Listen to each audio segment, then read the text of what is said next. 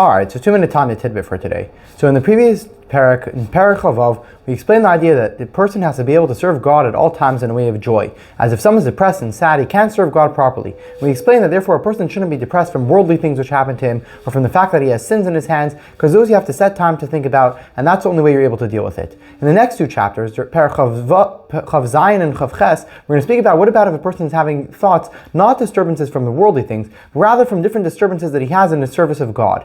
And so we're going to speak in this parak, Chav Zayin, about the idea of disturbances that you have in service of God, not during the times of serving God. And in parak Chav Ches, we're going to speak about disturbances that you'll have during the times of serving God. So starting parak Chav Zayin, we say that if a person has thoughts which come into his head, which are inappropriate thoughts, which a person has, whether they're forbidden thoughts or they're permissible thoughts, but they don't belong at this time, a person can become depressed about that and start to think, why am I having these low thoughts? So the Alter Rebbe says, number one, first things first, you should know that it's not a reason to be depressed. If anything, it's a reason to rejoice. Because the fact that you have these thoughts in the middle of your business day, in the middle of you going about your life, and you have this thought in your head, you're able to push it away. When you push it away, you're doing one of God's mitzvahs. As the Torah tells us, that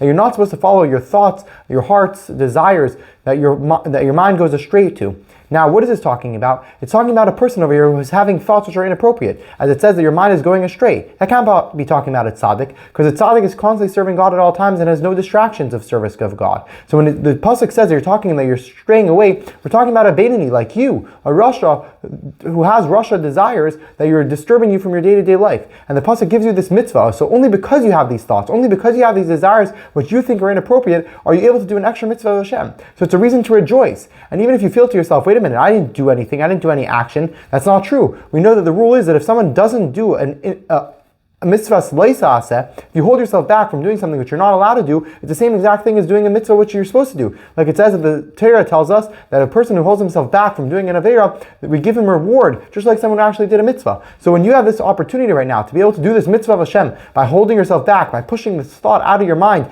you are doing God's will 100%. And therefore you have a reason to rejoice right now from the fact that you have this thought, you're able to do a mitzvah which you wouldn't be able to do otherwise. So it's a reason to rejoice, not a reason to be depressed. So you should be rejoicing in the fact that you have these thoughts, that you're able to do God's will, and enjoy the fact that you get the reward from serving God in this great way. That's the end of today's chapter. See you next time.